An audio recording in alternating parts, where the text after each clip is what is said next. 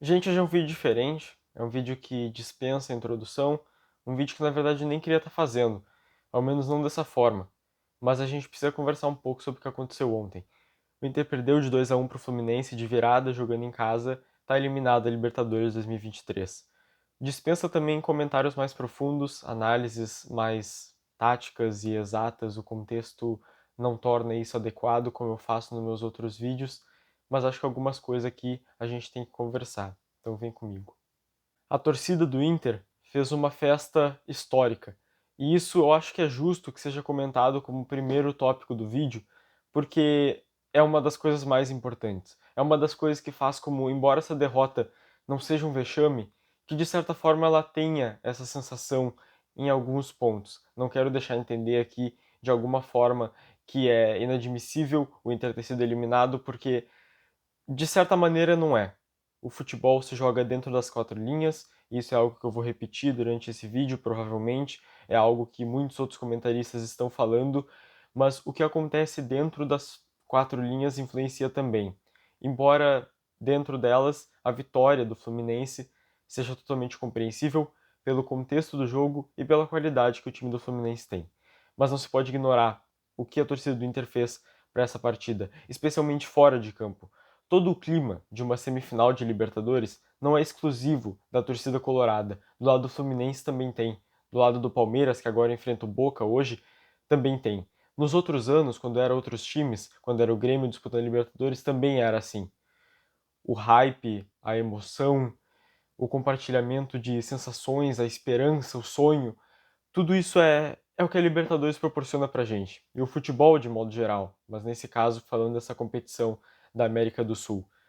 É comum, mas as ruas de fogo, a festa que o Inter fez ontem, fora de casa, gente vindo de outros estados, do Mato Grosso, de São Paulo, de Santa Catarina, vindo pro lado do Beira-Rio sem ingresso, para viver a festa, para viver os 60 mil reais que foram acumulados pela torcida, com muita raça, com o sangue de cada um, para acender aqueles sinalizadores e fazerem uma festa que, assim, eu não quero dar informação errada, mas eu vou falar assim, no que eu acompanho de futebol nunca foi visto antes. No Brasil, tenho quase certeza absoluta que não. No mundo inteiro, talvez tenha algum exemplo que eu não pesquisei a fundo, mas é absurdo. As imagens são assim emocionantes e nesse momento de agora elas são tristes. Eu infelizmente não pude estar lá por problemas de organização e dinâmica da minha agenda. Gostaria de estar porque eu não sei quando é que isso vai acontecer de novo. Seja com o Inter, seja com qualquer outra torcida, porque é algo que, de certa forma, a torcida colorada vem popularizando e se vê outros exemplos, embora ainda abaixo do que a torcida do Inter fez. Queria estar lá também porque talvez desse para gravar um conteúdo legal aqui pro canal, mostrando para vocês como que era estar lá no meio, mas tem vários conteúdos por aí de outros influencers e torcedores do Inter que estão publicando. Enfim, a torcida do Inter fez isso porque ama a instituição, porque acredita, não sei, porque acredita em quem tá lá, acredita em quem tá lá dentro. Por mais horrível que seja, acreditou nessa gestão, no finalzinho dela, nesses últimos meses que restavam de uma gestão tão desastrosa, porque acreditaram no Eduardo Cudê, que levou o Inter à frente, porque acreditava nesse elenco, acredita ainda, talvez até mais do que eles próprios acreditam neles mesmos. E eu não quero parecer aqui como os torcedores do Vasco, do Santos, até do Corinthians, nas últimas semanas aí, até meses, que reclamam da falta de vontade dos jogadores, que apontam que os jogadores, o elenco que representa o clube atualmente, não representa o que é a instituição, não tem amor pela camisa, não tem vontade dentro de campo e pouco se importa com os resultados do clube. Eu não tenho direito, não tenho embasamento para falar uma coisa dessas, então aqui isso vocês não vão ver. Porque de uma forma ou de outra, independente dos problemas de percurso, de todas as dificuldades que o elenco atravessou, de todos os quase ruim, de tudo que quase aconteceu de ruim para derrubar o que estava acontecendo com o Inter até aqui, o Inter chegou na semifinal. E não chegou em vão. Chegou por esforço e chegou por mérito. E quem falar que não teve mérito do Inter nisso, tá sendo clubista e tá sendo injusto. Ao menos um dos dois. Tá? Então, eu tenho minhas críticas ao elenco do Inter, tenho minhas críticas a essa gestão e até ao Cudê. Sempre tive. Mas chegou na semifinal com mérito e a torcida teve esperança, a torcida seguiu junto a todo momento e teve esse espírito. E a torcida do Inter já sofreu muito. Então, não é idiota de ter esperança até aqui. Se teve esperança e se foi lá meter sei lá quantos na frente do Beira-Rio acendendo fogo e fazendo a maior ruas de fogo de toda a história do Brasil, não foi em vão. Foi por uma razão e essa razão passa pelos jogadores. Então não vou reclamar aqui de falta de vontade de ninguém. Mas quero deixar claro que tudo o que podia ser feito fora do campo foi. E soa meio óbvio até talvez, acho que não tem nenhum maluco para falar o contrário, para diminuir o que a festa do Inter foi, mas é importante que a gente ressalte isso aqui, porque foi algo fora do padrão.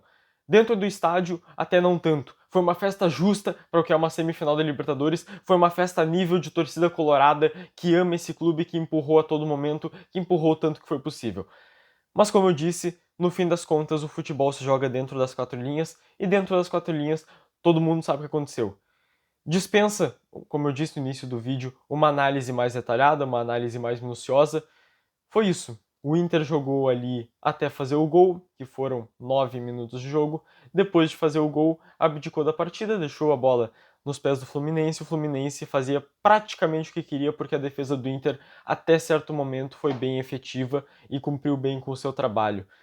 No final ali do segundo tempo já estava dando maiores sinais de instabilidade, já dava uma sensação, para mim, muito clara de que não ia dar certo aquela estratégia, de que não ia ter como segurar até o final da partida, e leva o gol aos 80 com o John Kennedy, o Fluminense empata. Eu só não imaginava que ia levar a virada em tempo normal, achei que ia para os pênaltis. Mas é isso, a bola pune e o Fluminense, sentindo que era possível, foi pro ataque, aproveitou bem os espaços, a partida já estava empatada, já era perigoso com a postura do Inter até ali, deixando mais espaços para o Fluminense. Aos 87 o Cano consegue a finalização numa boa assistência, praticamente sem marcação, ele chuta no canto e vira para o Fluminense, fazendo 2-1. Teria coisas aqui para comentar, mas não é momento, né? Não é momento para falar de como o Valência não foi nada, de como todas as entrevistas antes do jogo falavam 2-1 gol de Valência, 2-0 2 gols do Valência, 3-1 2 gols do Valência. Todos os torcedores colorados agarraram essa contratação, abraçaram ele, empurraram, torceram que desse tudo certo, amaram esse super-homem do Equador, e foi isso. No momento que a gente mais precisava, ele desapareceu e não foi colorado, se dá para dizer assim. Também dá para falar de problemas do Kudê, de problemas de postura, aliás, do time de modo geral, de uma estratégia equivocada do Eduardo Kudê. Dá para falar que o René no primeiro gol deixou o John Kennedy em posição legal, podia ter ficado um pouco mais para trás, o John Kennedy estaria impedido, o gol não teria acontecido, de que não conseguiu tirar a bola em cima da linha que talvez podia ter sido tirada, de que o Rocher saiu mal no primeiro gol. Mas como eu disse, não é momento para tudo isso, já fui longe demais até. Seria justo falar das individualidades se elas tivessem sido um fator definitivo, a gente pode dizer assim, para o rumo da partida.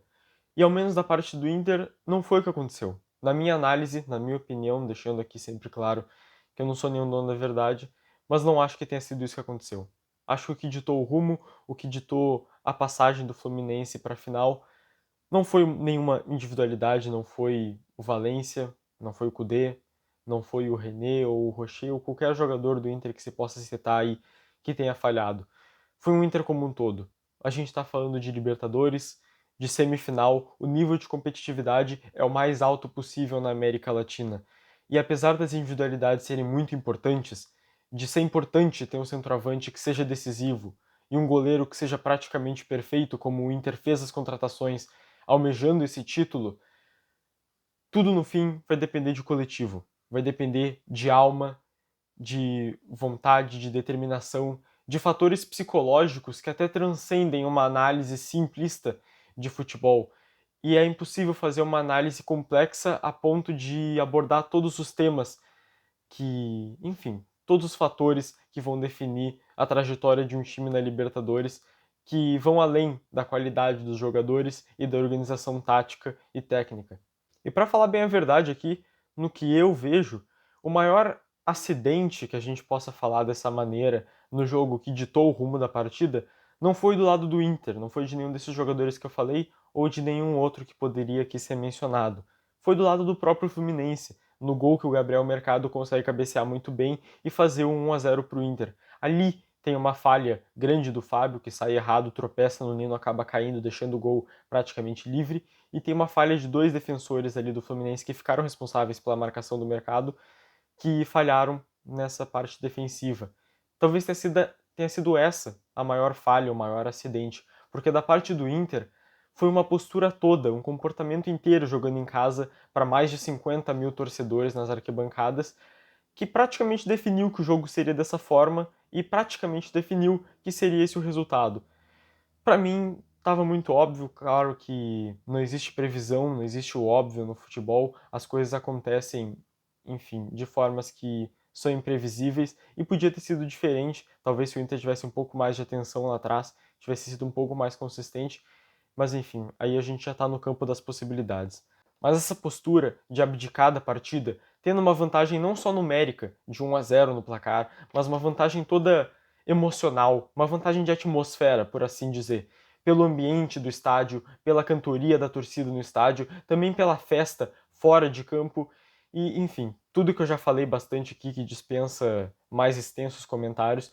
Não é a primeira vez que acontece. Isso segue um padrão que é especialmente dessa gestão ou talvez desse grupo desse ano, mas que a gente tem outros exemplos meses atrás, pouco tempo atrás, até na mesma competição. E aqui eu vou fazer uma citação a um colega meu de jornalismo que me mandou a seguinte mensagem ontem de noite, depois da partida, num grupo de colorados da faculdade. Ele disse o seguinte: aconteceu a mesma coisa que em todos os jogos grandes e difíceis. Começamos bem e entregamos nos últimos 15 minutos.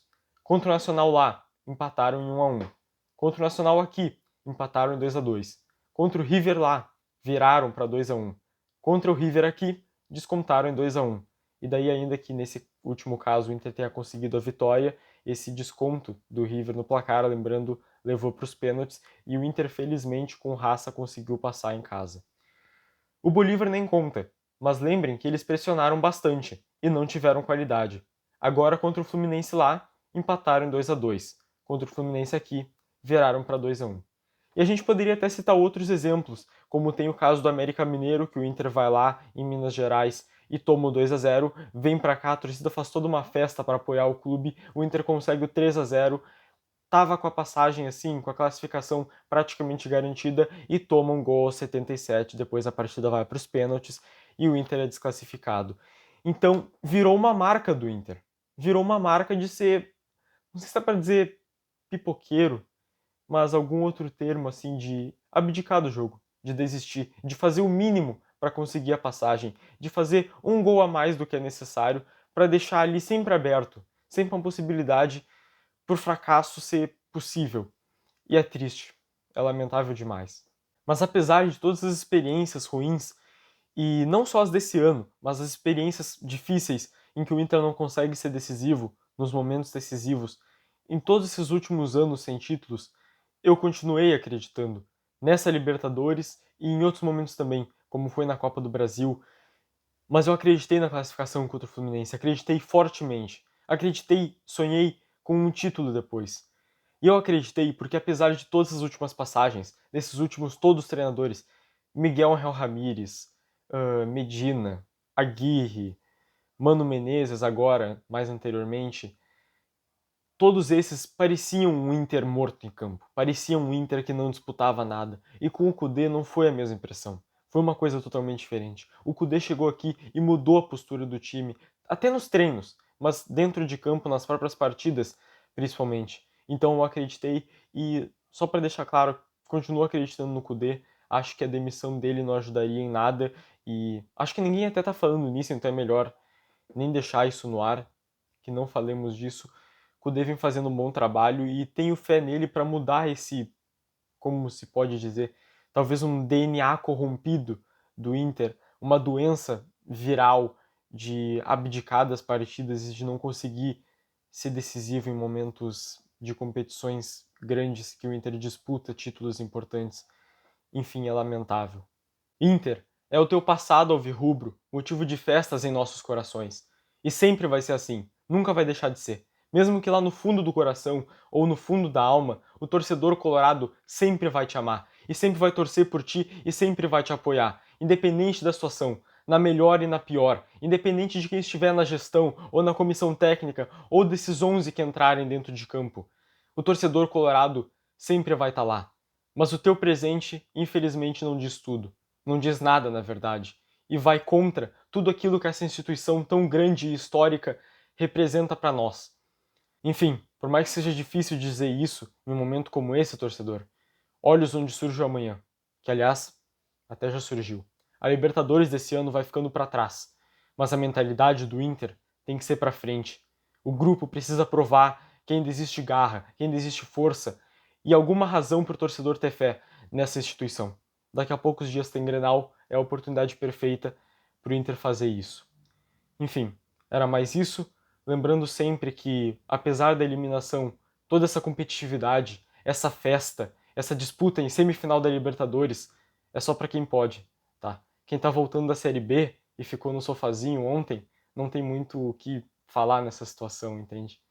No mais, deixa o like aí se tiver gostado do vídeo, te inscreve no canal e até mais.